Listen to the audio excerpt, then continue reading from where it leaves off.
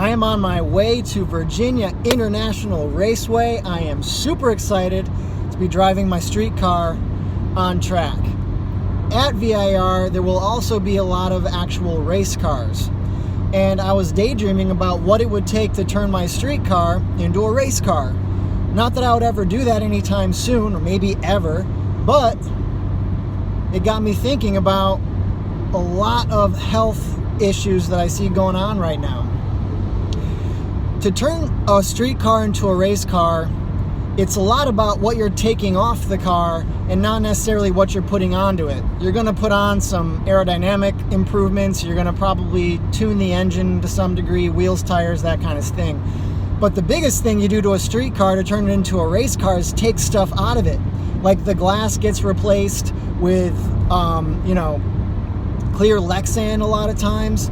You take all the seats out, the upholstery, replace everything with lightweight materials, and everything you don't need gets taken out of the race car.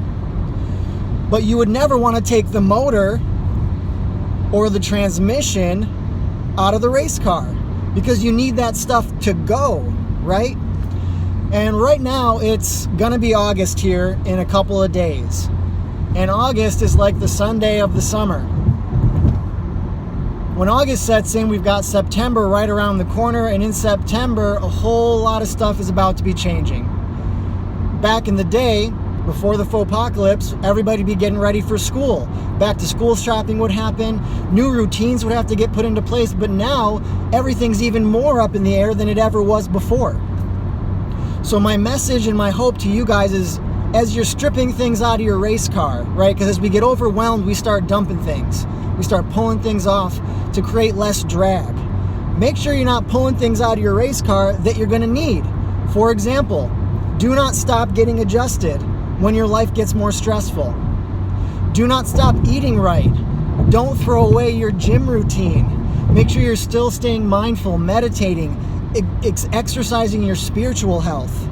Because as you get more stressed, we tend to throw the wrong things off the race car. So make sure you maintain everything that you need to be the healthiest you during the most stressful transitions in your life, and everything's gonna go a ton better. So maintain all of those healthy habits. Stay well adjusted.